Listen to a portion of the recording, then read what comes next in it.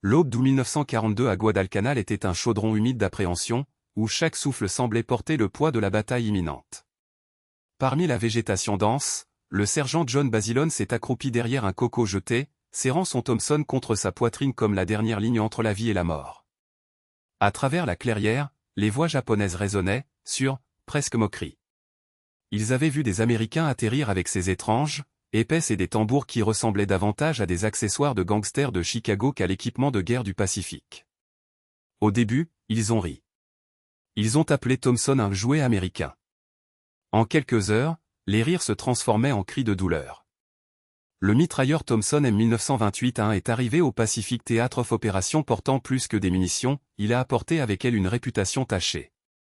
Forgée dans les tranchées de la Première Guerre mondiale, mais perfectionnée dans les ruelles sombres de la loi sèche, cette arme avait déjà écrit son histoire avec du sang sur les pages des journaux américains.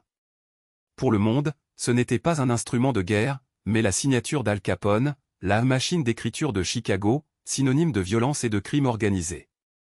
Cependant, lorsque les États-Unis se sont préparés à faire face au Japon sur des milliers de kilomètres d'océans hostiles, les stratèges militaires sont confrontés à une vérité cruelle, ce ne serait pas une guerre de champs ouverts comme en Europe, ni des déserts comme l'Afrique. Ce serait un cauchemar de combat en mêlée, où la visibilité n'était qu'à quelques mètres, l'ennemi pourrait être derrière n'importe quel arbre et les fusils traditionnels sont devenus lourds et inutiles dans la jungle épaisse. Et c'est vrai que Thompson, malgré son passé sombre, a révélé sa valeur inestimable. Aucune autre arme américaine n'offrait une telle puissance de feu sur de courtes distances, avec un poids qui permettait toujours à un soldat de le transporter à travers la terre la plus implacable de la planète. Son voyage vers le Pacifique a commencé dans l'esprit du général John Thalia Thompson, un vétéran qui avait été témoin de l'horreur des tranchées françaises. Il rêvait d'un balai de tranchées, une arme automatique capable de balayer des positions ennemies avec un seul mouvement. Sa société autonome l'a développé trop tard pour la Grande Guerre, mais en 1942, cette vision serait mise à l'épreuve dans des conditions qu'il n'aurait même pas pu imaginer. Pendant ce temps, l'armée japonaise avait passé des années à améliorer son propre art de guerre dans la jungle. Ses soldats étaient des maîtres en camouflage et en embuscade, des tactiques qui avaient décimé les forces chinoises et les troupes coloniales britanniques. Avec une précision chirurgicale, ils ont analysé l'équipement américain capturé, et lorsqu'ils sont tombés sur Thompson, le verdict était rapide et se décharge. Trop lourde, avec ses près de 11 livres chargés, elle freine les soldats américains dans la chaleur humide de la forêt. Leurs munitions de calibre .45, bien que puissantes, étaient trop volumineuses, un combattant n'a pas pu apporter suffisamment de balles pour un combat prolongé. Pire encore, sa cadence de tir élevée était considérée comme un déchet, le reflet de la mentalité américaine de l'excès industriel, et non l'efficacité militaire. Pour les Japonais, disciplinés et économiques à chaque plan, Thompson symbolisait tout ce qu'ils méprisaient dans l'ennemi, une arme pour ceux qui ne pouvaient pas bien lancer. Cette arrogance n'était pas totalement infondée. Thompson avait de vrais défauts. C'était lourd, ses munitions prenaient trop d'espace, et son mécanisme complexe l'a rendu face à des produits difficiles à garder sur le terrain. Même les dirigeants américains ont hésité. Le général Douglas MacArthur est d'abord réticent à équiper ses troupes de ce qu'il a appelé les « armes de gangsters ». Après tout, comment les États-Unis pourraient-ils se présenter comme des défenseurs de la liberté en arminant leurs soldats avec le même outil de contrebandiers et de voleurs de banques? L'association avec le crime organisé a créé un inconfort politique qui a fait écho jusqu'à Washington. Mais pour les marines et les soldats qui transporteraient ces armes à la ligne de front, la théorie et les préjugés comptaient peu. Dans la pratique, Thompson était fiable. Sa consommation rapide de munitions, dans les combats où chaque seconde comptait, pourrait faire la différence entre la survie ou la chute. Le calibre ACP.45, conçu à l'origine pour le pistolet M1911, avait une puissance d'arrêt inégalée, au pas en mètres, leurs projectiles ont percé la couverture lumineuse et renversant un adversaire avec un seul impact. Et il y avait quelque chose de plus, le son caractéristique de Thompson, une explosion rapide et rythmique qui a annoncé la présence américaine avec une autorité indubitable. Cet effet psychologique, aussi dévastateur que leurs balles, s'avérerait un atout inattendu. Lorsque 1942 est apparu, les deux parties se préparaient à un choc qui redéfinirait la guerre du Pacifique. Les Japonais, confiants dans leur supériorité tactique et rabaissant l'équipement ennemi, fortifiaient les îles stratégiques. Ils avaient étudié la doctrine américaine, disséqué des armes capturées et ont conclu que leur discipline et leur formation dépasseraient tout avantage technologique. D'un autre côté, Les planificateurs américains ont fait face à un défi sans précédent, une guerre dans laquelle chaque balle, chaque arme, chaque pièce d'équipement devrait parcourir des milliers de kilomètres à l'avant. Il n'y aurait pas de marge d'erreur. Une fois que les combats ont commencé, les armes choisies devraient fonctionner parfaitement, sans une deuxième chance. Thompson, avec tous ses défauts et son histoire controversée, a été un pari audacieux.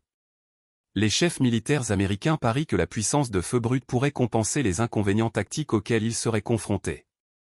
Et lorsque le premier coup de feu a été tiré à Guadalcanal, le jouet américain prouverait que dans les bonnes mains, même un symbole du crime pourrait devenir l'instrument d'un tour historique.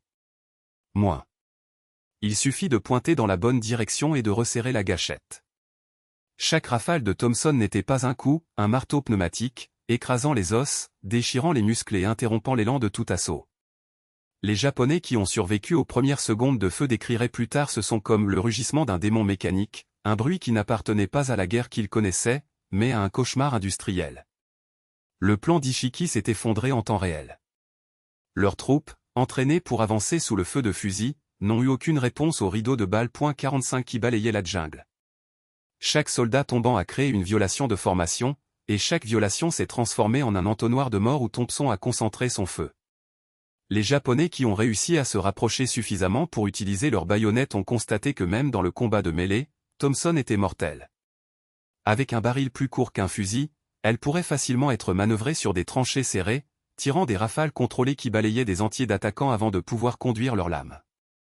Basilone, maintenant avec la pipe de son Thompson oublié si chaud, a réalisé quelque chose de crucial, les Japonais ne se retiraient pas, ils se désintégraient. Ce n'était pas un revers tactique, mais un effondrement psychologique. Les hommes qui avaient juré de mourir avant de se retirer maintenant se jetaient au sol, couvrant la tête comme si le ciel lui-même s'effondre sur eux. La discipline qui était la fierté de l'armée impériale s'est évaporée sous le poids d'un incendie qui n'a donné aucune trêve, n'a laissé aucune place à l'héroïsme, n'a pas respecté le courage. Lorsque le soleil est né à Guadalcanal, le champ de bataille était une scène dantesque.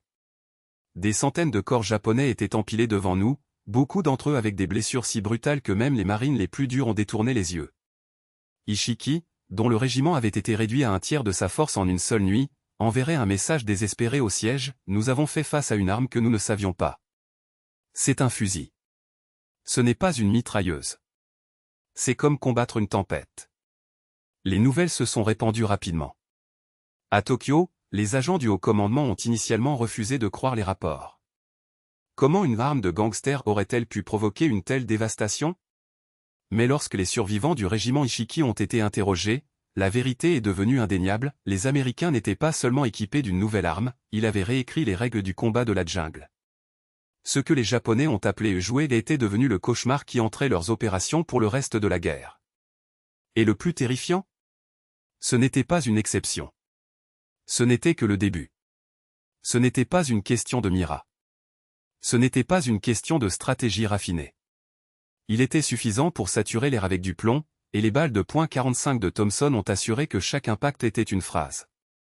Pendant 6 heures sans fin, les vagues japonaises se sont lancées contre les positions des marines, répétant le même schéma tragique, ils sont émergés de la jungle dans une formation disciplinée, pour être perçus du feu implacable qui a démantelé leur rang et écrasé leur impulsion. Alors que d'autres fusils s'étouffaient à l'humidité ou surchauffaient sous une utilisation continue, Thompson a cassé sans faute, indifférent à l'enfer tropical, dévorant des munitions comme si elle était nourrie par la fureur même de la bataille. Le mariage de Cap Anthony, se battant aux côtés de l'unité de Basilicon, décrirait alors ce combat avec un air d'incrédulité, ils sont apparus de nulle part, comme des fantômes. Mais quand ils ont battu notre ligne, c'était comme s'ils avaient couru contre un mur de lames. Les Thompson les ont non seulement arrêtés, ils sont sortis. Les Japonais, formés à la précision et au contrôle des incendies, se voient maintenant face à une équation impossible, comment combattre un ennemi qui n'avait pas besoin de viser à tuer? Leurs tactiques, forgées dans des décennies de guerre d'infanterie, se sont effondrées devant une arme qui a transformé la jungle en un abattoir mécanique. Arrêtés parmi les croix des Thompson, incapables de faire avancer ou de se retirer, les Sidères de la Prière, l'une des divisions d'élite de l'Empire, ont été réduites à des cibles statiques, lancées par la masse alors que la nuit traînait comme un cauchemar sans fin.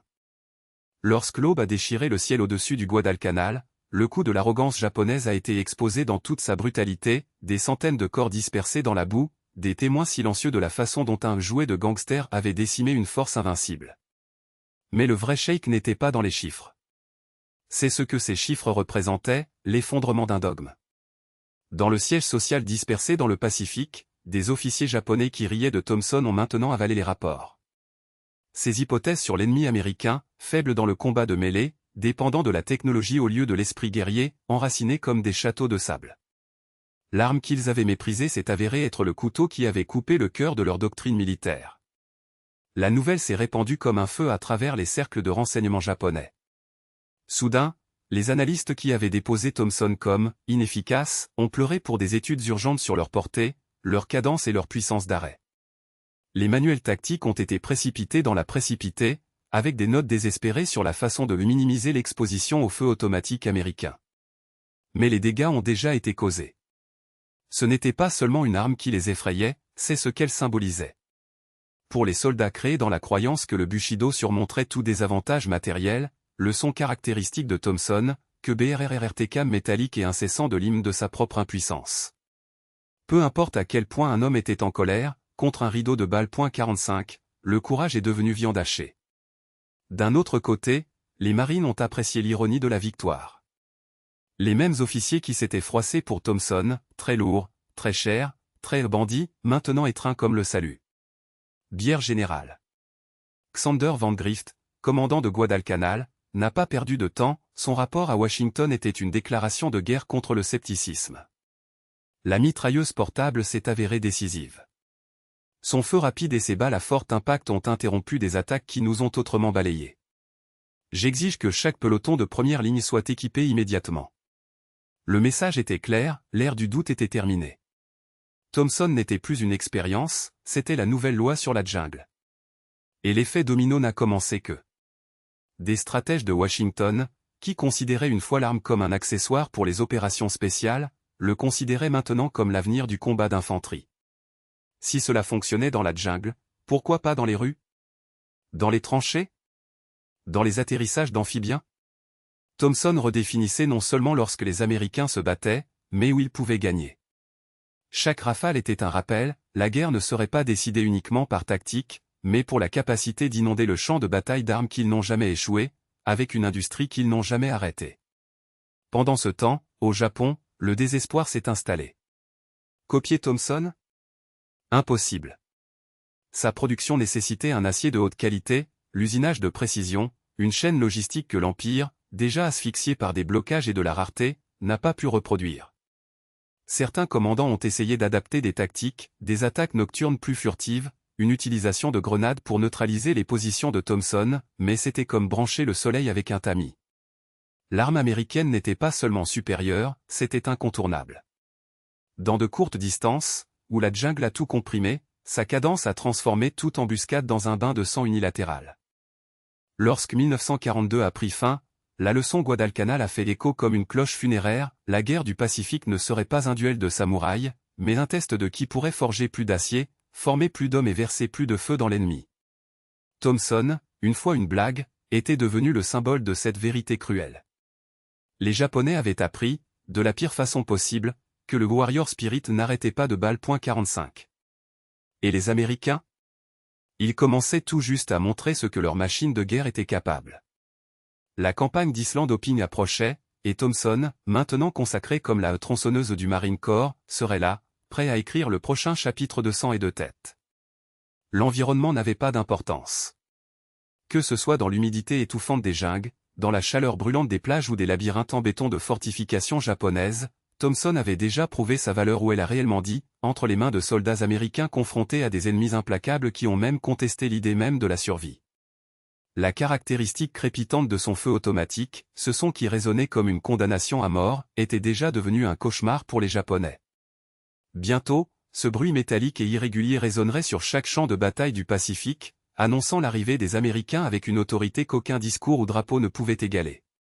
L'arme qui symbolisait un jour le chaos des rues américaines a maintenant parlé au nom de la victoire.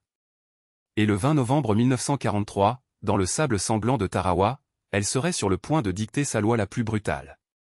Le sergent Robert Bob Mard a pressé son dos contre le mur de confinement, le Thompson serré contre sa poitrine comme si c'était la seule chose qui le maintenait en vie.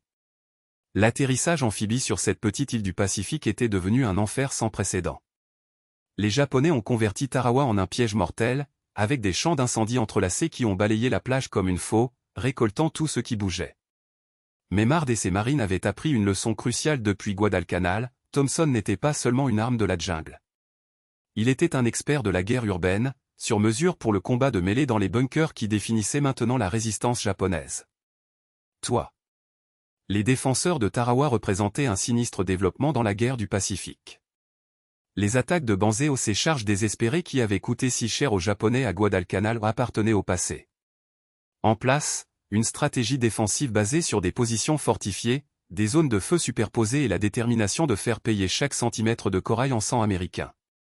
Le contre-amiral Kage Shibazaki, commandant de la garnison, s'était vanté que 1 million d'hommes ne prendraient pas Tarawa en sang. Il ne comptait pas sur la métamorphose du Thompson, d'armes d'embuscade en instruments d'assaut mortels. Ces bunkers en béton, conçus pour résister au bombardement naval, créaient un champ de bataille tridimensionnel où les tactiques d'infanterie conventionnelles échouaient lamentablement. Les balles des fusils ricochaient sur les murs épais, des grenades ont explosé sans danger contre l'acier renforcé. Mais les obus .45 du Thompson, tirés à bout portant, réussirent à pénétrer à travers les fentes de tir et les ouvertures de ventilation au détail que les ingénieurs japonais, dans leur arrogance, avaient été contraints d'inclure.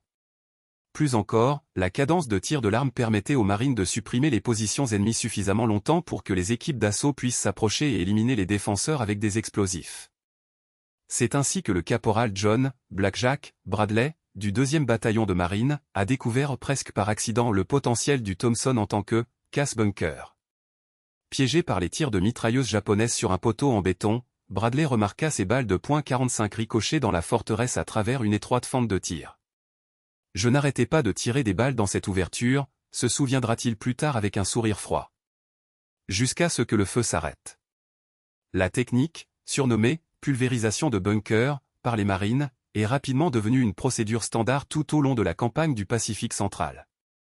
Les tireurs d'élite équipés de Thompson ont identifié les fissures, les évents ou toutes brèches dans les bunkers ennemis, puis ont saturé l'intérieur d'une grêle de plomb. Les projectiles .45, avec leur pouvoir d'arrêt dévastateur, transformèrent ces forteresses en pièges mortels.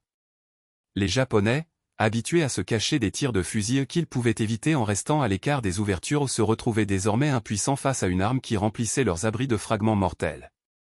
L'effet psychologique était aussi mortel que physique. Le son déformé du Thompson, amplifié par les murs de béton, a créé une cacophonie assourdissante qui a brisé même les défenseurs les plus endurcis. Le lieutenant-colonel David Shoup, commandant du 2e régiment de marine à Tarawa, a reconnu l'évolution tactique de l'armée et a commencé à l'intégrer formellement dans la doctrine d'assaut. La mitraillette est devenue notre arme principale contre les bunkers, a-t-il déclaré au quartier général de la division. Sa capacité à maintenir un tir soutenu à travers de petites ouvertures le rend indispensable pour réduire les positions fortifiées. Mais la domination de Thompson sur Tarawa ne se limitait pas à la guerre des tranchées. Elle s'est également révélée décisive dans les combats urbains qui ont marqué la bataille pour l'aéroport de Betio. Les Japonais avaient tissé un réseau de tranchées et de trous d'araignées qui transformaient chaque avancée en un jeu de cache-cache mortel. Les tactiques traditionnelles de tir et de déplacement, basées sur les fusils, se sont révélées inefficaces dans ce labyrinthe tridimensionnel. Le Thompson, avec sa cadence infernale et son pouvoir d'arrêt dévastateur, était l'arme parfaite pour nettoyer ces cachettes.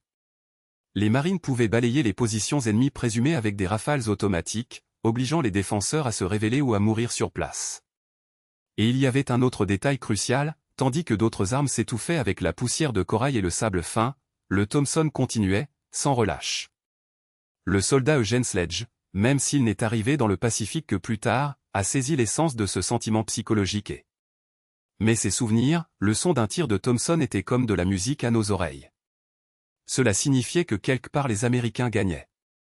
Pendant ce temps, les Japonais ont eu du mal à s'adapter à cette nouvelle réalité. Sa doctrine défensive, basée sur un contrôle précis de l'incendie et de l'économie des munitions, s'est précipitée devant des armes conçues pour un incendie automatique soutenu. Dans les combats en mêlée, leurs soldats étaient désavantagés.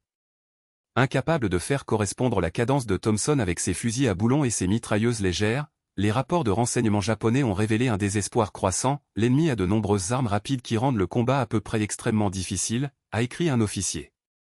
Nos soldats ne peuvent pas se rapprocher des positions de nous sans être soumis à un volume de feu écrasant. Certains commandants japonais ont tenté de contre-attaquer, introduisant leurs propres pistolets de mitraillettes et modifiant les défenses afin de minimiser l'exposition à Thompson Fire.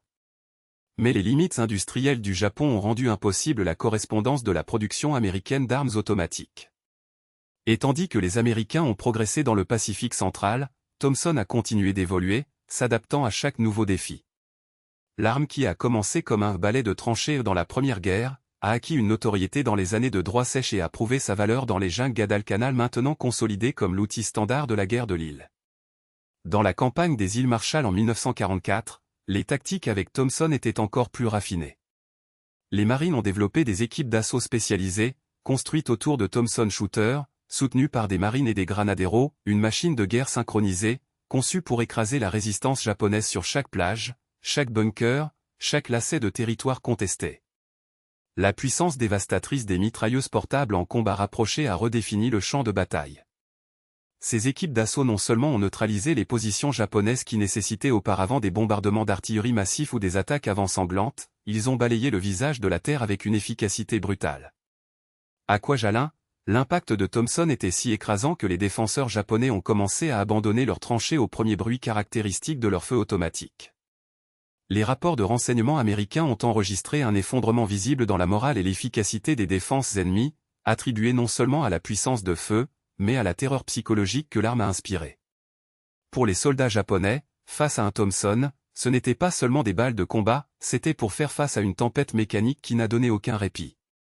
Ce succès n'est pas passé inaperçu par l'American War Machine.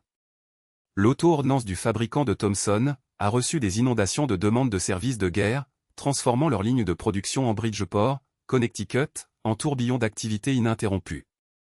Les femmes qui avaient remplacé les hommes ont envoyé le devant de la bataille opérer les machines jour et nuit, forgeant non seulement des armes, mais aussi l'avantage qui déciderait de la guerre. Thompson avait cessé d'être un outil simple, c'était maintenant le symbole tangible de la puissance industrielle américaine, la preuve que les États-Unis ont non seulement innové, mais ont dominé l'art de transformer l'acier et la détermination en supériorité écrasante. Mais son héritage est allé au-delà des chiffres de production. Thompson réécrivait les principes de la guerre d'infanterie. Les théoriciens militaires, créés dans la doctrine de l'objectif précis et du feu discipliné, ont été forcés de reconnaître une vérité gênante, au combat proche, le volume de feu pourrait être plus décisif que la précision. L'arme n'était pas seulement une évolution tactique, c'était une révolution philosophique. En prouvant qu'un soldat avec une mitrailleuse portable pourrait dicter le rythme de la bataille, Thompson a ouvert la voie aux armes D. Et l'assaut moderne est pour une nouvelle ère de guerre, où l'initiative et l'agressivité ont dépassé la prudence traditionnelle. Lorsque les forces américaines se préparaient à envahir Saipan et les Mariannes au milieu de 1944, Thompson était déjà inséparable de la guerre du Pacifique. Les rapports de renseignement japonais l'ont identifié comme la plus grande menace sur le terrain, et ses tactiques défensives ont été reformulées pour essayer de contenir son avance incessante. L'arme qui avait autrefois été ridiculisée comme un jouet de gangster hantait désormais la planification stratégique de l'Empire du Soleil Levant. Les manuels de formation ont été réécrits pour avertir leur pouvoir mortel, et les défenses ont été réorganisées pour minimiser l'exposition à leurs rafales dévastatrices. Pour les Américains, cependant, Thompson n'était plus qu'un avantage tactique, c'était le son de la victoire. Son bruit caractéristique, faisant écho à travers les îles conquises, était devenu la bande originale de la libération, un avertissement mécanique que la vague de la guerre avait tourné à jamais. Alors que le conflit entrait dans sa phase finale, les yeux du monde se concentraient sur l'assaut décisif contre le Japon lui-même, Thompson était prêt pour son dernier acte. Son cours, des tranchées de la Première Guerre dans l'esprit d'un général visionnaire à la ruelle sombre de la loi sèche, des jungles Guadalcanal aux atros coralliens du Pacifique central, c'était la preuve que certaines innovations sont nées avant leur temps. Les Japonais, qui se moquaient autrefois de leur utilité militaire, avaient appris, au coup du sang, que certains jouets américains ne devaient pas être sous-estimés. Le calibre .45 de Thompson avait parlé avec une autorité indubitable sur chaque champ de bataille du Pacifique, transmettant un message simple mais irréfutable, la combinaison de l'usine américaine avec une capacité industrielle sans limite serait le facteur décisif dans la lutte pour la suprématie au théâtre des opérations.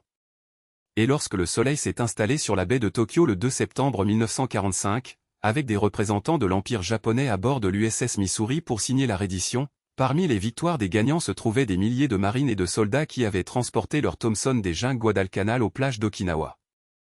L'arme qui avait commencé son voyage en tant que revolver méprisé, un revolver de gangster sans place dans la guerre moderne, l'un des emblèmes les plus reconnaissables de la puissance militaire américaine. Son profil indubitable, avec la circulaire de tambour et le tuyau libéré, des photographies et des signes journal est-il aussi emblématique que le drapeau de l'étoile lui-même. Mais son véritable héritage est allé bien au-delà du symbolisme. Thompson avait redéfini l'infanterie pour toujours. Il avait prouvé que les armes automatiques légères pouvaient être le facteur décisif dans le combat de mêlée, une leçon qui résonnerait dans les doctrines militaires des décennies suivantes, donnant naissance à des fusils de vol et à des tactiques modernes qui privilégient le volume de tir sur la précision individuelle. Le Japon, contraint de confronter la réalité écrasante de la supériorité industrielle américaine, avait appris une leçon douloureuse, la guerre ne faisait plus que des gains de courage ou de stratégie, mais avec la capacité d'inonder le champ de bataille d'armes, ils n'ont jamais échoué au moment critique. Pour les hommes qui l'ont porté au combat, Thompson était plus que le métal et les munitions, c'était une extension de sa propre détermination. Dans les jungles humides du Salomon, les plages de corail du Pacifique central et les grottes volcaniques d'Iwo Jima, elle s'avéra être un compagnon fidèle dans les moments les plus sombres de l'humanité. Le sergent John Basilone, dont le nom était devenu synonyme de l'efficacité de Thompson à Guadalcanal, ne vivait pas pour voir la fin de la guerre. Il est tombé sur les sables d'Iwo Jima en février 1945, toujours avec son arme à côté, la même qui l'avait fait légende. Mais son héritage, et celui de milliers comme lui, durerait dans les doctrines qui façonneraient les conflits futurs, dans l'évolution des armes qui domineraient les champs de bataille du XXe siècle. L'impact de Thompson a même transcendé la portée militaire.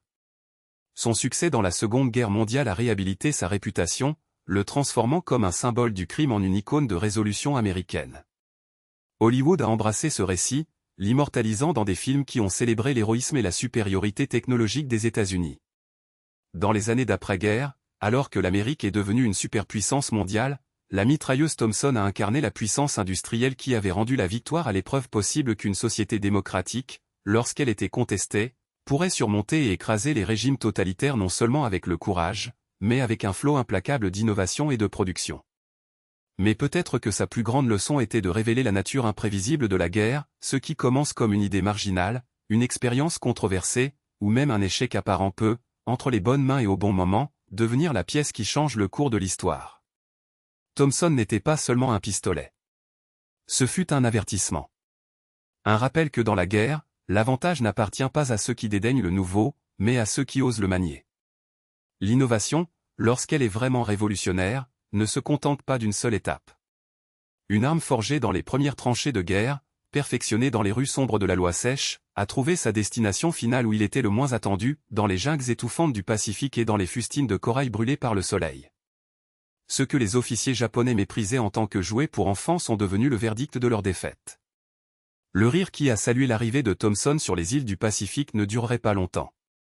À sa place, une compréhension amère a été installée, la guerre moderne ne serait pas décidée uniquement par la bravoure ou la ruse tactique, mais par la capacité d'inonder le champ de bataille d'armes supérieures, produite à une échelle écrasée.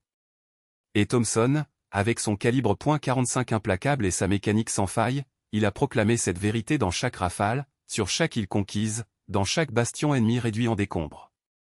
Lorsque les anciens combattants sont rentrés chez eux et que l'écho des coups de « mais l'héritage de Thompson est non seulement mesuré à des ennemis bas ou en retard. Sa vraie victoire était de réécrire l'ADN même de la pensée militaire américaine. Elle a prouvé que le feu écrasant, lorsqu'il est appliqué avec précision et sans pitié, pourrait annuler tout désavantage tactique. Cette révélation façonnerait des décennies de doctrine, des fusils d'assaut du Vietnam aux arsenaux des opérations spéciales modernes.